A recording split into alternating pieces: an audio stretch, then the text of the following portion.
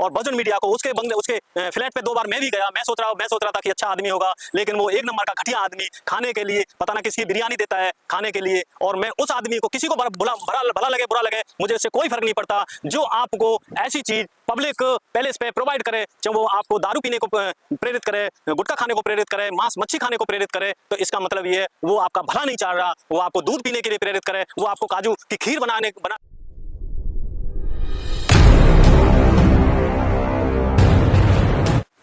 नमस्कार, मैं जमन प्रकाश सिंह, आप देख रहे हैं हमारे YouTube चैनल। राहुल गांधी ने विदेश से एक टिप्पणी की कि जब हम सत्ता में आएंगे तो रिजर्वेशन खत्म कर देंगे। बहुत सारे लोग विरोध कर रहे हैं, जो सत्ता पक्ष की पार्टी है वो विरोध कर रही हैं। करना चाहिए, सबका अधिकार है, डेमोक्रेसी में सब अपना बोल सकते हैं और विरोध दर्ज करा सकते हैं। लेकिन एक बार कांग्रेस के नेता राहुल गांधी ने विदेश से आरक्षण पर हमला किया और कहीं ना कहीं जब कांग्रेस पार्टी ने अपना प्लेटफॉर्म किसी को दिया और बोलने का अधिकार दिया, स्टार प्रचारक बनाया, तो पूरा देश ये मानेगा कि जो बात उस आदमी ने कही वो बात कांग्रेस ने कही है। एक कहावत है, सुकरात जो कहते हैं कि देखने में बदसूरत थे, जब वो एक बार शीशा देख रहे थे तो उसका शागिर्द, उसका चेला आया, गुरुजी आप ये चेहरा आपका इतना बदसूरत है, आप शीशा क्यों देख रहे हैं? तो उन्होंने जवाब दिया कि मैं शीशा इसलिए देख रहा हूं कि मेरे को अपनी शक्ल सुंदर बनाने के लिए कितने और अच्छे काम करने हैं।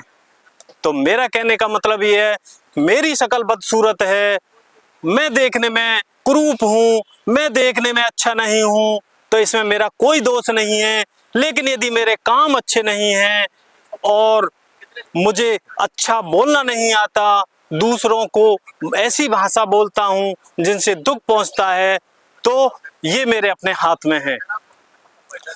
तो मैं उस कांग्रेस के नेता को ये बोलना चाहता हूँ कि यदि कोई भी बात बोले तो सोच समझ कर बोले। कांग्रेस को कहीं ना कहीं ये लग रहा है कि यदि हम अपोजिट पार्टी के बहन बेटियों को भला बुरा कहेंगे तो शायद हमें वोट मिल जाएंगे, लेकिन ये कांग्रेस पार्टी की गलतफहमी है और जो गलत दिशा में जो बैटिंग हो रही है वो गलत है। कांग्रेस पार्टी कुछ जोश में आ गई है, जैसे कि लोकसभा चुनाव 2024 में जब संविधान बचाओ आरक्षण बचाओ का नारा देके कुछ लोगों के वोट डल गए और कांग्रेस की लगभग 99 सीटें आ गई। लेकिन यदि उन्हीं वोट के जो जिनकी वोट है उनकी बहन बेटियों को गाली गलौज करोगे तो उनका वोट आप नहीं ले सकते। अब मैं सीधा मुद्दे पर आता हूं। उदित राज ने ये बोला कि बहन कुमारी मायावती हत्यारन है। यदि हत्यारन वर्ड यूज किया है, वैसे वो अपने को आईएफएस बताता है, लेकिन मुझे नहीं लगता कि उसमें कुछ ज्ञान है। अब रही कांग्रेस पार्टी की बात, कांग्रेस पार्टी में हर पार्टी, मैं किसी पर कटाक्ष नहीं कर रहा, हर पार्टी एक संगठन चलाती है, एक अपना इंटेलिजेंस ग्रुप चलाती है। ठीक उसी तरह से बीजेपी पार्टी है, उसका सपोर्ट आरएसएस करती है। आरएसएस के जो आदमी है वो हर पार्टी में, अच्छी बात है, हमारे देश की भी रॉ एजेंसी है, आईएसआई है, सबकी एजेंसी है, कोई दिक्कत नहीं है, वो अपना काम परफेक्ट तरीका से कर रहे हैं। लेकिन कहीं ना कहीं जो वो ये कह रहा था कि मायावती आरएसएस और बीजेपी को कुछ बोलते हैं तो उनको बुरी लगती है, तो आप ठीक ये समझ लीजिए कि जो उदित राज है वो बीजेपी से आया है, वो आरएसएस का एजेंट है, वो जय भीम करके दलितों के वोटों को मोबिलाइज करता है।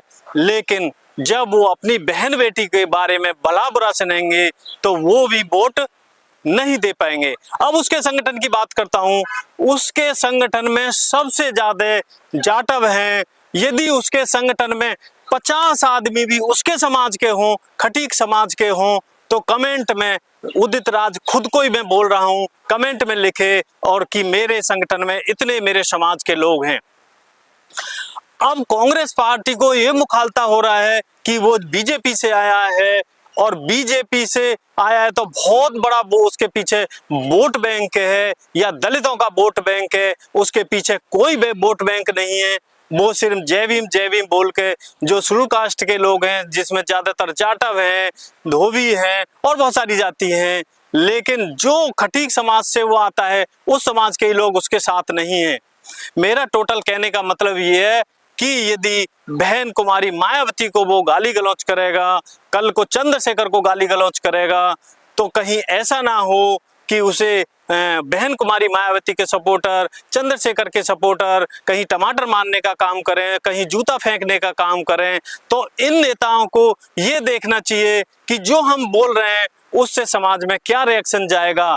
और कांग्रेस, और रही इसकी बात, उसने एक बात और कही कि जितना सम्मान बाबा साहब का कांग्रेस ने किया है किसी पार्टी ने नहीं किया। तो मैं ये कह देना चाहता हूं कि जिस पार्टी को बाबा साहब का साथ मिला उसकी शोभा बढ़ जाती है, उसकी पावर बढ़ जाती है, उसकी ताकत बढ़ जाती है। ना तो कांग्रेस पार्टी की कोई औकात है, ना तेरी कोई औकात है जो बाबा साहब की इज्जत करने में बहुत ज्यादा कांग्रेस पार्टी में चार चांद लग जाते हैं। कांग्रेस पार्टी के सामने बाबा साहब एक उगता सूरज है, वो सूरज थे जो कांग्रेस पार्टी की कोई औकात नहीं थी। और कांग्रेस पार्टी की औकात नहीं थी, बाबा साहब ने इस बात से बता दिया था कि जब कानून मंत्री का पद, जब उनकी बात नहीं मानी गई, हिंदू कोड बिल लागू नहीं किया गया, तो बाबा साहब ने कांग्रेस के जो कानून मंत्री का पद था उन्होंने लात मार दी और अलग हो गए। अब रही बात जिताने की बात, तो कांग्रेस पार्टी जब डिवाइडेशन हुआ था, बाबा साहब जहां से जीते थे, जबकि वहां डिवाइडेशन का कंडीशन ये था कि 80% आबादी जहां मुसलमानों की होगी वो क्षेत्र उसमें दिया जाएगा, लेकिन जहां से जीते थे वहां 80% मुसलमानों की आबादी नहीं थी, हिंदुओं की आबादी ज्यादा थी। लेकिन फिर भी कांग्रेस ने वो पार्ट पाकिस्तान में दे दिया ताकि बाबा साहब की सदस्यता खत्म हो जाए। उसके बाद जब वो दोबारा इलेक्शन पे खड़े हुए तो मुसलमानों ने वोट देके बाबा साहब को जिताया, तब संविधान सभा में बाबा साहब गए। तो टोटल कहने का मतलब ये है, ना तो कांग्रेस पार्टी की ये औकात थी कि बाबा साहब को पार्टी में शामिल करते या निकालते, उन्होंने खुद ही इस्तीफा दिया था।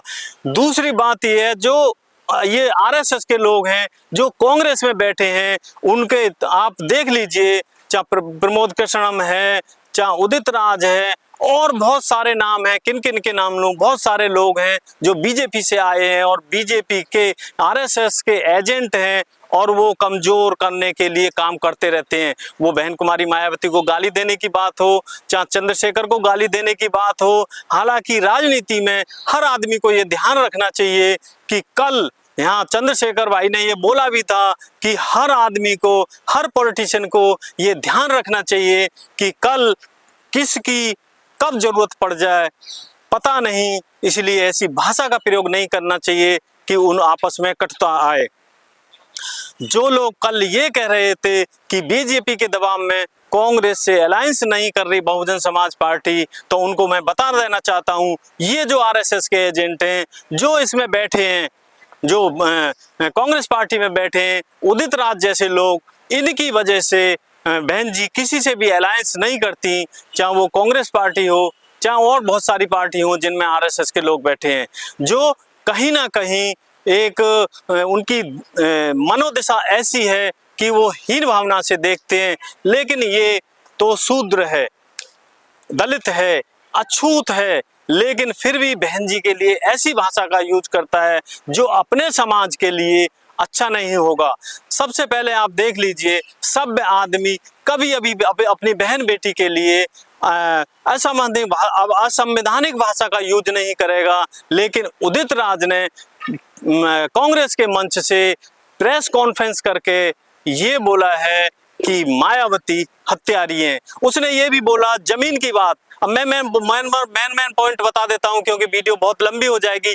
जमीन की बात बोली उसने, 4 साल में जमीन के लिए क्या किया। तो बहन जी जब शासन में 4 बार मुख्यमंत्री बनी तो उत्तर प्रदेश में पूरे हिंदुस्तान से ज्यादा दलितों के लिए, SC ST के लिए पट्टे दिए, सबको जमीन वाला कर दिया। अब नौकरी की बात है, बहन जी ने नौकरी निकाली, वो सफाई कर्मचारी की नौकरी निकाली, तब सबके लिए निकाली। तो मेरा कहने का मतलब ये है, उदित राज को पढ़ने की जरूरत है, गुनने की जरूरत है और स्टडी करने की जरूरत है। उसको आंकड़े नहीं पता। और कांग्रेस को जो ये मुखालता हो रहा है, ये गलतफहमी हो रही है कि इन चंदा चोरों से यदि हमारी पार्टी मजबूत हो रही है तो ये गलतफहमी है। अब रही बात, एक उदित राज ने एक बात और कही कि उसने ये बोला कि बहुजन समाज पार्टी को कांग्रेस पार्टी ने हमेशा दया से देखा।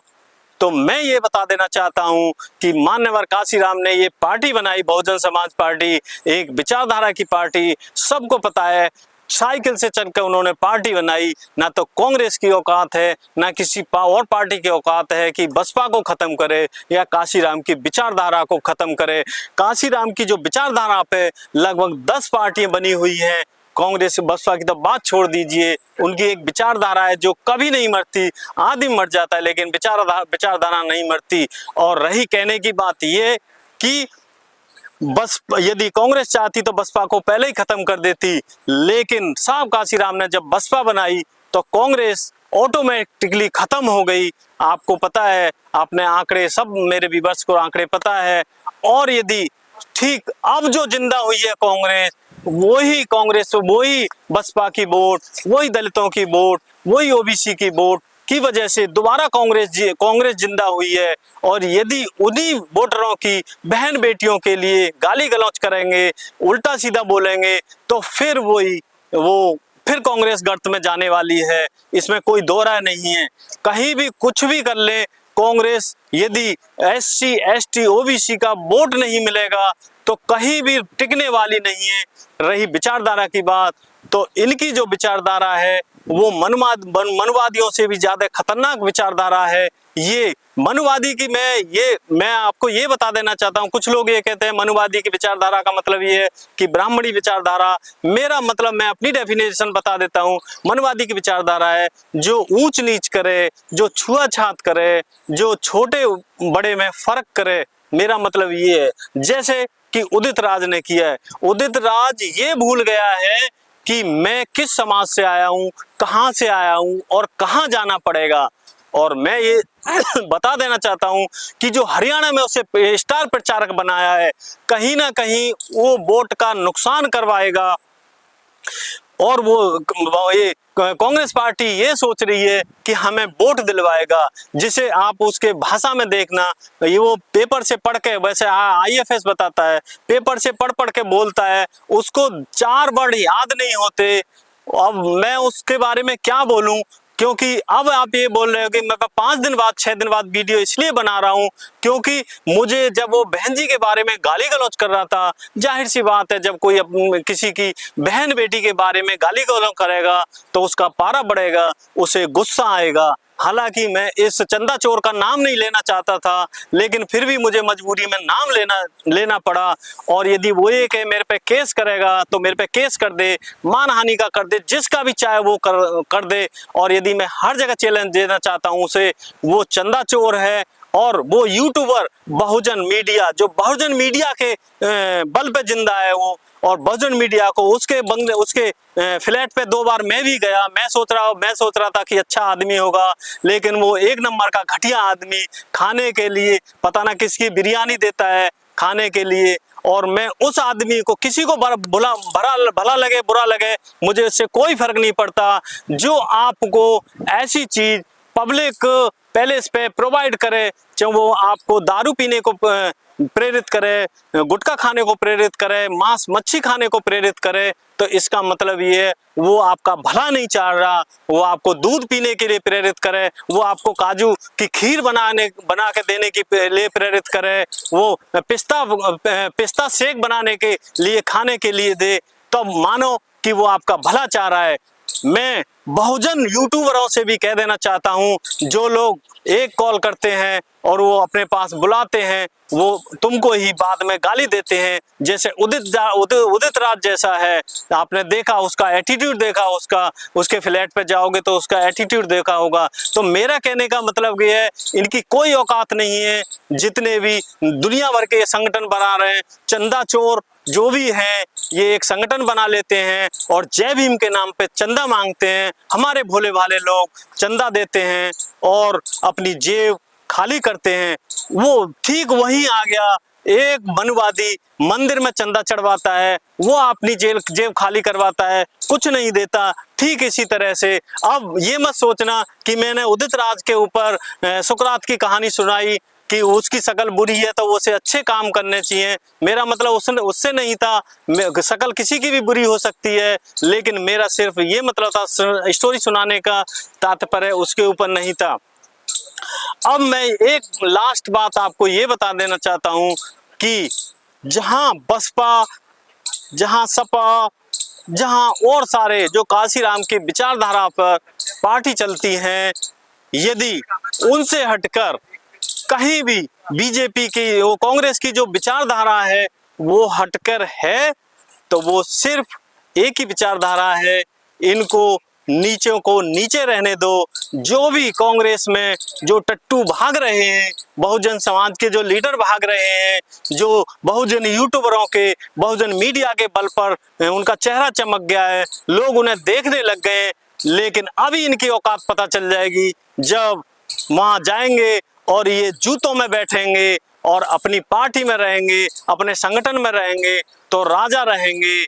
मेरा सिर्फ इतना ही बात था कि कांग्रेस से मेरा ये कहना है, कांग्रेस के नेताओं से ये कहना है कि जितने ये दल्ले तुमने जो आरएसएस और बीजेपी से बुलाए हैं, ये आरएसएस के टट्टू हैं, आरएसएस के गुलाम हैं। ये सारी इंफॉर्मेशन आरएसएस के थ्रू बीजेपी को पहुंचाते हैं और ये कांग्रेस पार्टी को कमजोर करने के लिए काम कर रहे हैं। आप ये सोच रहे हो कि ये बहुजन समाज के नेता हैं। कहीं ना कहीं मैं कांग्रेस पार्टी को ये भी कहना चाहता हूं कि जिस तरह से एक आदमी, एक मालिक एक कुत्ता पालता है तो उसको इंजेक्शन लगवा देता है ताकि किसी को काट ले तो वो कम से कम मरे तो नहीं, तो मैं ये कहना चाहता हूं जो भी तुमने कुत्ते पाले हैं उनमें कम से कम इंजेक्शन लगवा दो जहर मारने का, कि कम से कम जिसको भी काटे वो मरे नहीं। तो मैं, आप ये कहोगे कि इनकी जो भी दौड़ लग रही है बहुजन समाज के नेताओं की कुत्तों से तुलना कर रहे हो, मैं बिल्कुल ठीक करता हूं, क्योंकि कुत्ता बहुत वफादार होता है। मेरा मन तो भेड़ियों से तुलना करने को कर रहा था, लेकिन मैं कुत्ते से कर दी क्योंकि कुत्ता बहुत वफादार होता है। मैंने क्यों कर दी? क्योंकि कुत्ता जब जोश में आता है अपने मालिक के में तो वो कुछ ज्यादा ही भौंक जाता है और पता चली कि उसी लात घूंसे पड़ने शुरू हो जाते हैं। तो मैं कांग्रेस पार्टी से भी ये कहना चाहता हूं कि जितने भी कुत्ते हैं पहले इन्हें बांध के रखो, यदि बांध के नहीं रख सकते तो इनके इंजेक्शन जरूर लगवाओ, क्योंकि ये ज्यादा भौंक रहे हैं, ये अपने मालिक के ज्यादा वफादार बन रहे हैं। और ये मैं राहुल गांधी से कहना चाहता हूं, ये आपके लिए कोई एक वोट एक्स्ट्रा नहीं डलवा सकते। ये चंदा चोर हैं, आपके नाम पे चंदा खा रहे हैं, कल बीजेपी के नाम पे चंदा खा रहे हैं। ये अपने जो फॉलोवर हैं, इनके जो अंधभक्त हैं, उनको ये कहते हैं कि हमारा कांग्रेस पार्टी में बहुत बड़ा पहुंच है, हमारा बीजेपी पार्टी में बहुत बड़ा पहुंच है कि हम ट्रांसफर रुकवा देंगे, हम प्रमोशन करवा देंगे। इस तरह के इनकी बात रहती है, क्योंकि मैं सभी सेमिनारों में जाता हूं और इनकी बात सुनता हूं।